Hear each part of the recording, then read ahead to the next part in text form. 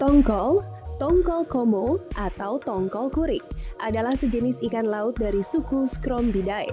Ikan jenis ini hidup di perairan dangkal dekat pesisir di kawasan Indo-Pasifik Barat. Tongkol merupakan salah satu jenis ikan tangkapan yang penting bagi nelayan.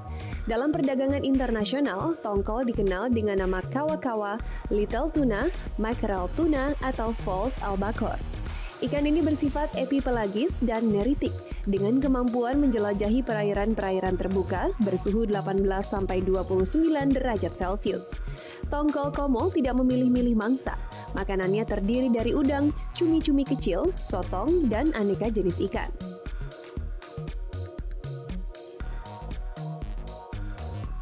Ini dia pemirsa ikan tongkol, salah satu ikan yang paling favorit di Indonesia. Nih saya langsung aja ya, kita akan ngobrol-ngobrol dengan pedagang ikan tongkol. Di sini ada penjualnya, ada Ibu Rosila ya Ibu ya. Ibu, saya mau beli dong yang ini nih Bu. Ini bagus ya Bu ikan tongkolnya. Ibu, tapi mau tahu dulu sebenarnya untuk cara memilih ikan tongkol yang bagus itu seperti apa sih Bu?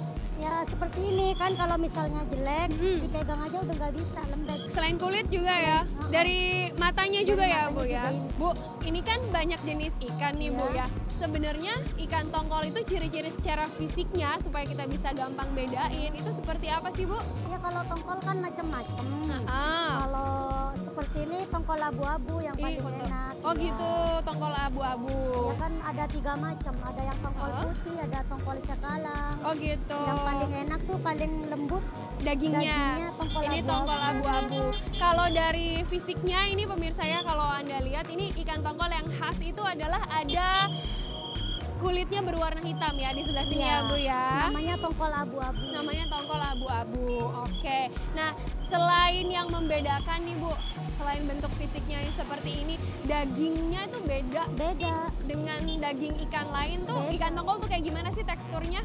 Biar tongkol, biar sama-sama jenis tongkol, warnanya juga beda loh. Oh gitu, Iya. Jadi warna dalam dagingnya gitu beda. Kalau ini putih, Oke. dagingnya putih, kalau yang abu-abu. Kalau gitu, Ibu, ini saya minta tolong dong dipotongin. Kalau untuk cara motong ikan tongkol ada yang berbeda nggak dengan ikan lain? Berbeda. Oh ada cara khususnya ya? Kadang dipotong bulat, kadang dipotong kotak gitu. Oke, boleh Bu? Sesuai Pembelinya ya.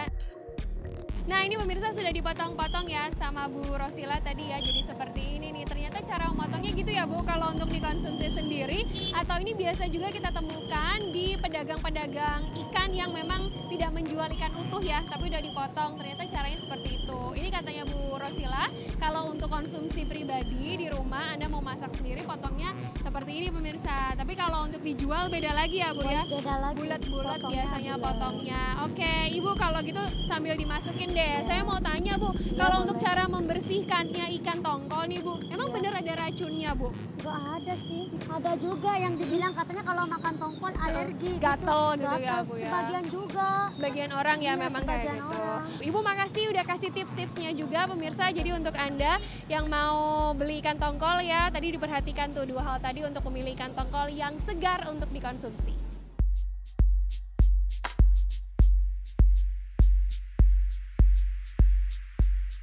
Kekayaan laut Indonesia menawarkan ratusan jenis kreasi hidangan laut yang lezat. Hidangan berbahan dasar ikan tongkol juga demikian. Maka tak heran jika para penikmat ikan tongkol pun memiliki menu olahan kesukaan masing-masing. Saya biasanya digulai. Kalau aku sukanya digoreng di saus sama tomat. Saya kalau masak ikan tongkol biasa dicabein. Yang saya tahu sih memang dia bagus karena proteinnya tinggi dan mengandung omega 3 ya. Hanya itu aja sih yang saya tahu. Yang aku tahu ikan tongkol tuh zat besinya tinggi. Gizinya lebih tinggi, untuk anak-anak juga kan bagus gitu. Ikan tongkol memang menjadi salah satu makanan favorit di Indonesia. Sayangnya, ada sebagian orang yang justru memiliki masalah ketika menikmati ikan laut ini. Mereka mengalami gatal-gatal. Lantas benarkah ikan tongkol mengandung racun yang bisa memicu alergi bagi mereka yang menyantapnya? Simak penjelasan dokter berikut ini dalam Ayo Hidup Sehat.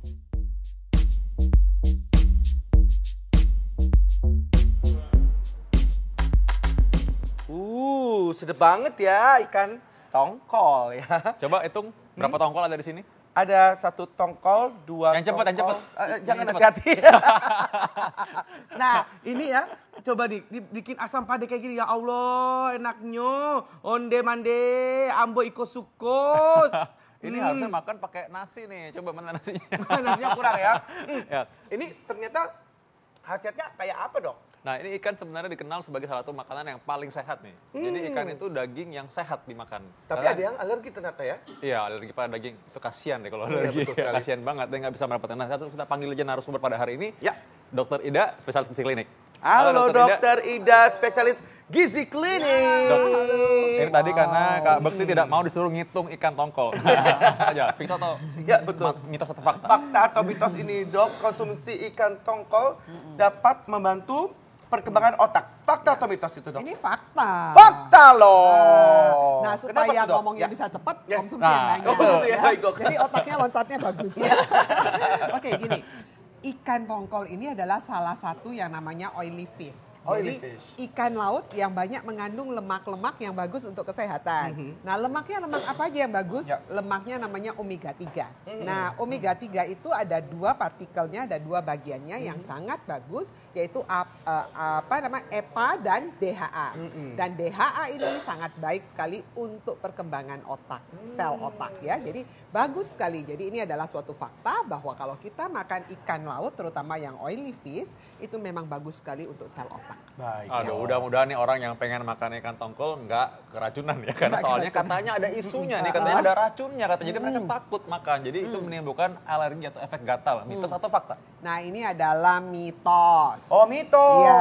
Jadi tidak Gini. menimbulkan efek gatal. Bukan, Ya. menimbulkan mengandung racun. Oh, Sebetulnya oke. dia tidak ada racunnya ya. Oke. Jadi racun yang sering ditakutkan dari ikan-ikan laut itu biasanya adalah merkuri. Ya, merkuri, kemudian ada PCB, kemudian ada juga ada dioksin ya, seperti racun-racun. Racun itu racun apa sih? Racun kontaminasi dari lingkungan. Oh, Ya. lingkungan. Jadi laut yang sudah terkontaminasi dengan limbah-limbah itu, nah itulah yang bisa meracuni. Begitu. Nah, tapi yang ada di awam adalah kok kalau makan ini kulitnya pada gatel. Nah, itu bukan racun, itu namanya alergi terhadap protein ikan. Protein ikannya bukan karena racunnya Bukan ya. racunnya. Karena ikan tongkol itu tidak ada racun. Tetapi apakah ikan tongkol itu mengandung merkuri? Itu fakta atau mitos? Nah, merkuri itu bisa aja ada di daging ikan. Jadi? Ya, jadi ini bisa menjadi satu mitos juga, bisa Oke. jadi satu fakta juga. Oke. Tergantung. Jadi Tergantung. ikannya adanya di mana? Kalau ikannya hidupnya di daerah yang perairan yang bersih, yang tidak ada kontaminasi, maka ini adalah mitos. Oke. Ya. Tergantung polusinya juga, Tergantung makanya hati-hati polutannya, juga. iya. Ya kita kalau makan juga dari mana nih diambilnya ya. Betul. Nah, tuh, bro. Nah sekarang kalau misalnya kita makan ikan tuh kadang-kadang kan kayak gini. Saya terus terang kadang-kadang nggak bisa bedain nih yang mana ikan tongkol. Ya. Nah, katanya kalau makan ikan tongkol ini istri saya baru melahirkan nih. Katanya jadi dulu dibilang kalau ikan tongkol ini katanya itu menghambat pertumbuhan janin pada ibu hamil.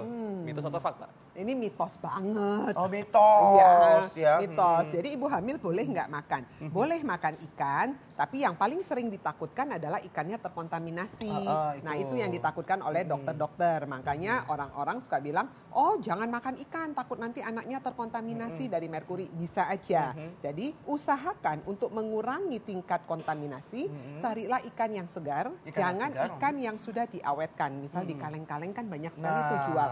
betul. Nah, jangan pilih yang model seperti itu, tapi pilihlah ikan yang segar ya. Baik. Nah, ini membedakan ikan tongkol dengan ikan cakalang itu seperti apa? Kita akan membahasnya. Jadi kan tadi Dokter Vito kan nanya-nanya tuh, nggak bisa ngebedain itu kan? Nah, ini kita ada tayangannya. Oh. Oke, kita lihat saksikan sama-sama. Ini dia.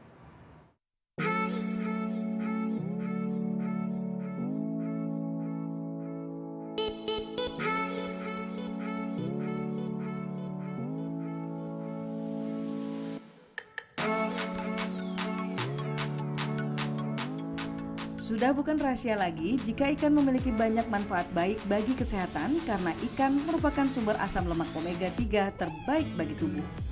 Fungsi omega 3 diantaranya adalah untuk membantu pembentukan jaringan otak, menyehatkan tulang, dan mencegah penyakit jantung. Nah, beberapa jenis ikan yang sering dikonsumsi masyarakat Indonesia adalah ikan tongkol, cakalang, dan tuna. Uniknya ketiga ikan ini sekilas terlihat sama, karena memang mereka berasal dari satu keluarga yang sama, yaitu Scrombidae. Ciri khas ikan dari keluarga Scrombidae adalah tubuhnya yang mengkilap dan tak bersisik. Lantas, bagaimana cara yang paling sederhana untuk membedakan 3 jenis ikan yang serupa tapi tak sama ini? Nah, tentunya kita harus mampu menemukan ciri khas dari tiap-tiap ikan tersebut.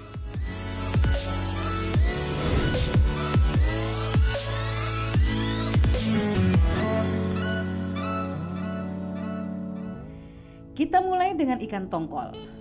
Tongkol jelas sudah tidak asing lagi bagi masyarakat Indonesia. Ikan ini telah sejak lama dikonsumsi oleh masyarakat kita. Ikan tongkol sendiri merupakan jenis ikan air asin yang diperoleh dengan cara dijaring. Karakteristik khas dari ikan tongkol adalah warnanya yang agak gelap dengan bentuk tubuh yang langsing. Panjang ikan tongkol berkisar antara 50 hingga 60 cm. Nah, perbedaan antara ikan tongkol dengan cakalang yang paling mencolok adalah dari warna badannya. Ikan cakalang memiliki kesamaan ukuran dan bentuk tubuh dengan tongkol, tapi warnanya cenderung lebih terang dibanding tongkol. Itulah yang membuat ikan cakalang kerap disebut ikan tongkol putih. Beda tongkol, beda cakalang. Berbeda pula dengan tuna. Ikan yang juga masih bersaudara dengan tongkol dan cakalang ini memiliki reputasi yang mendunia karena nilai komersialnya. Jika dibandingkan dengan kedua saudaranya, perbedaan paling mencolok antara ikan tuna dengan tongkol dan cakalang sudah pasti adalah di ukurannya. Bobot ikan tongkol dan cakalang yang terbesar hanya sekitar 5 kg, sedangkan ikan tuna bisa berbobot hingga 350 kg.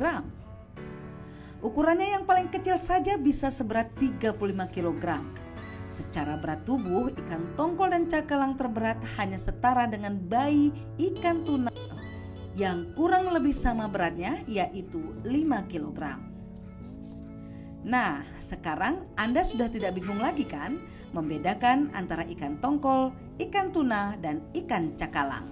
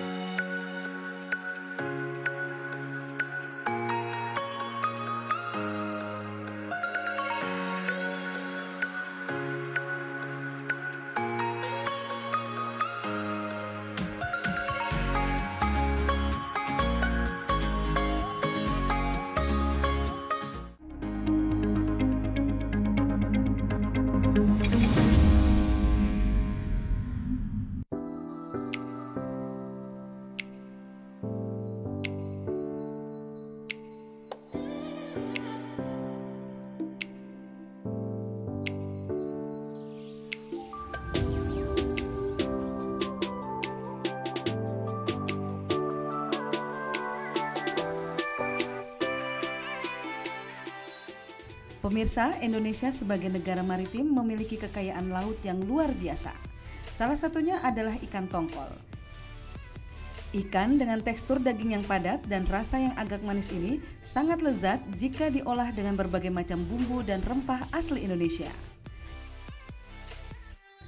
Nah, berikut ini adalah aneka ragam menu olahan ikan tongkol yang sudah dirangkum oleh tim Ayo Hidup Sehat.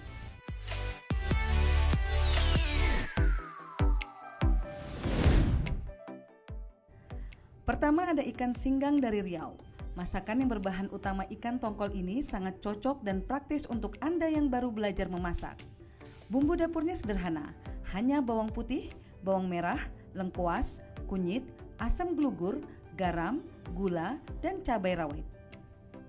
Langkah pertama, rebus bawang merah, kunyit, dan lengkuas hingga mendidih. Lalu masukkan ikan tongkol bersama asam glugur. Jangan lupa tambahkan garam, gula, dan cabai rawit sesuai selera.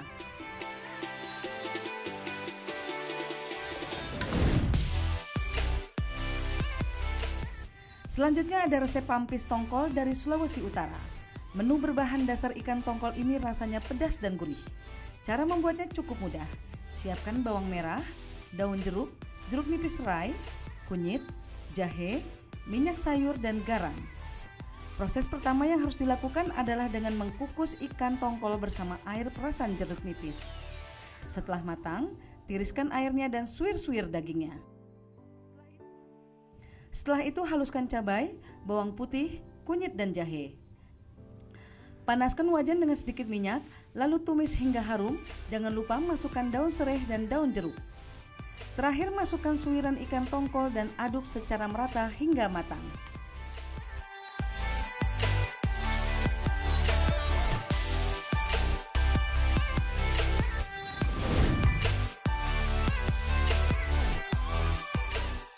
Terakhir ada tumis tongkol kecap yang bisa membuat para pecinta masakan pedas ketagihan karena rasa pedasnya yang menyatu dengan rasa manis. Bahan-bahan yang dibutuhkan adalah bawang merah, bawang putih, cabai merah, cabai rawit, kemiri, tomat, jeruk nipis, minyak sayur, dan garam. Pertama, lumuri ikan dengan garam dan perasan jeruk nipis yang telah dibersihkan, lalu goreng hingga setengah matang. Langkah berikutnya, tumis bumbu yang sudah halus hingga harum. Kemudian, masukkan ikan tongkol dan aduk secara merata. Terakhir, tambahkan kecap, garam, dan gula secukupnya. Lalu, hidangkan dengan nasi hangat. Nah, bagi Anda yang bosan menu olahan tongkol yang pernah Anda buat, apa salahnya mencoba 3 resep olahan tongkol asli Nusantara ini di rumah?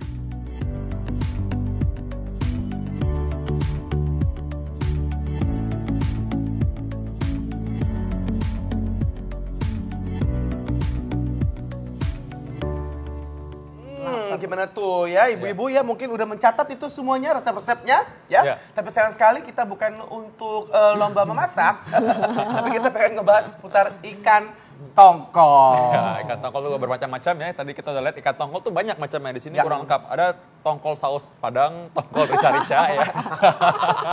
Semuanya itu tadi ya. Beda lagi itu ya.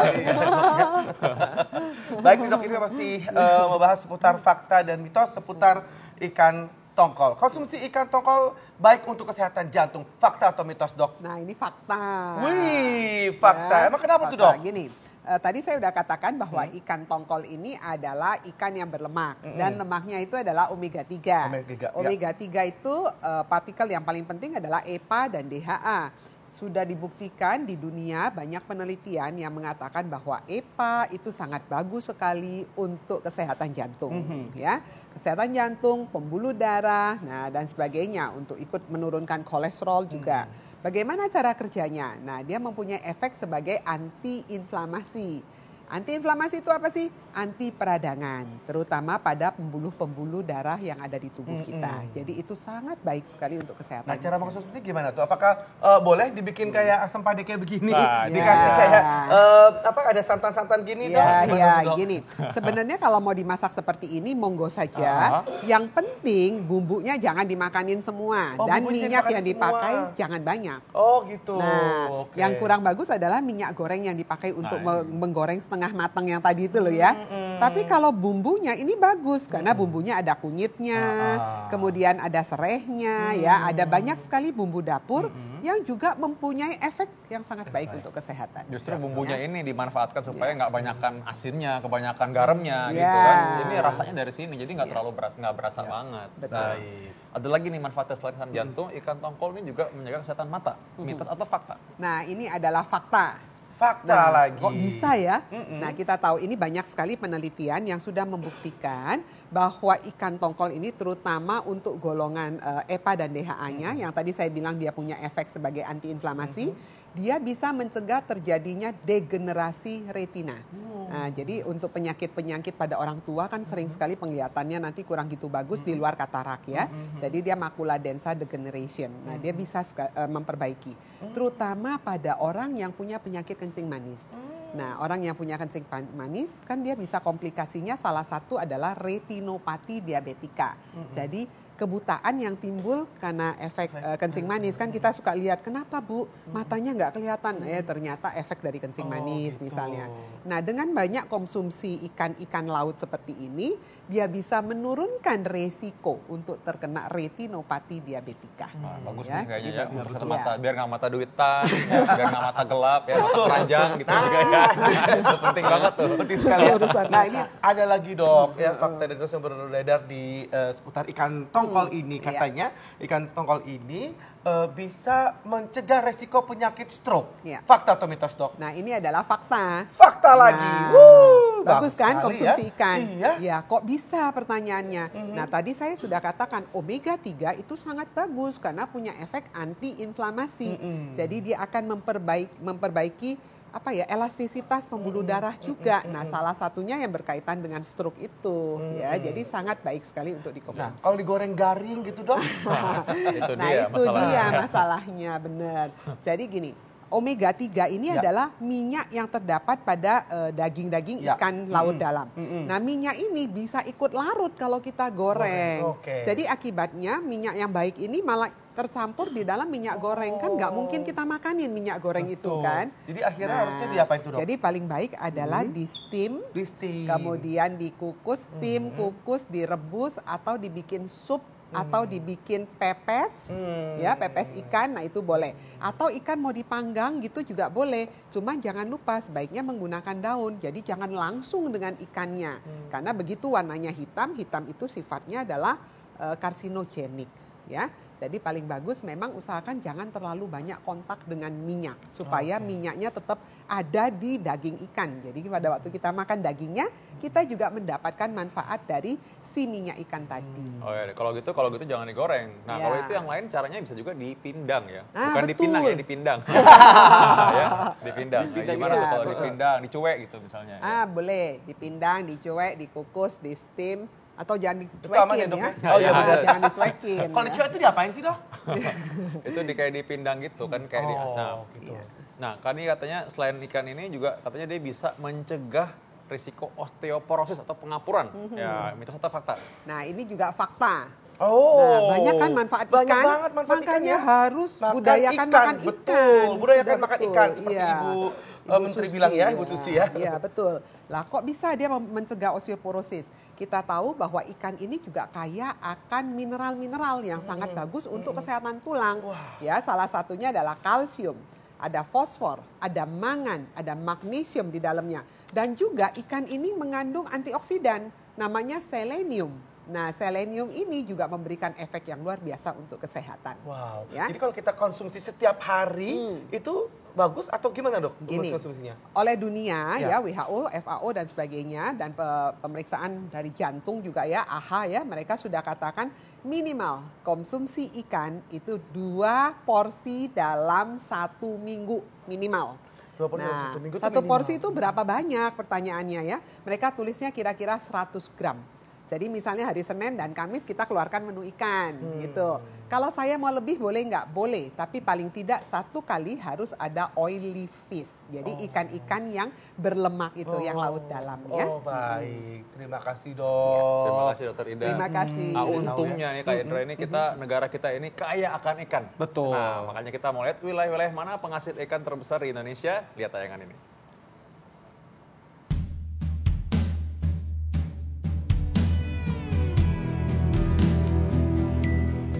Pemirsa, Indonesia ini merupakan negara maritim, maka tidak heran jika di Indonesia banyak terdapat pantai yang indah. Selain pantainya yang indah, Indonesia juga diberkahi dengan keanekaragaman biota laut, terutama ikan. Hal itulah yang membuat negara kita masuk ke dalam daftar 10 besar negara penghasil ikan terbesar di dunia. Nah, berikut ini adalah daftar daerah-daerah di Nusantara yang terkenal sebagai wilayah penghasil ikan terbesar di Indonesia.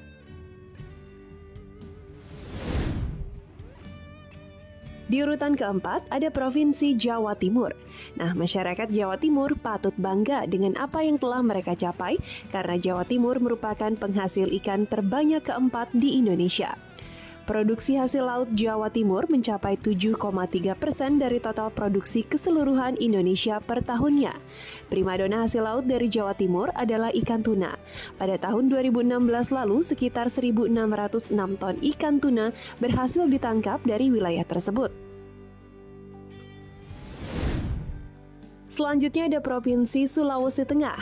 Sulawesi Tengah memiliki 3 wilayah perairan yang berbeda, yaitu Teluk Tomini, Teluk Tolo, dan Selat Makassar. Tak heran jika Sulawesi Tengah mampu menyumbang 8,5% hasil lautnya untuk kebutuhan pasokan ikan di Indonesia. Sayangnya, fasilitas mendukung industri perikanan di sana belum semapan di daerah lain. Berikutnya ada Provinsi Nusa Tenggara Timur. Selain tempat wisatanya yang indah, provinsi yang berbatasan langsung dengan Timor Leste ini merupakan salah satu pemasok ikan terbesar di Nusantara. NTT sanggup memasok 13,7% produk laut Indonesia per tahunnya. Penyebabnya adalah karena NTT merupakan salah satu provinsi dengan wilayah laut paling besar di Indonesia. Bahkan lautnya lebih besar daripada daratan. Selain ikannya, provinsi ini juga dikenal dengan hasil produksi rumput lautnya.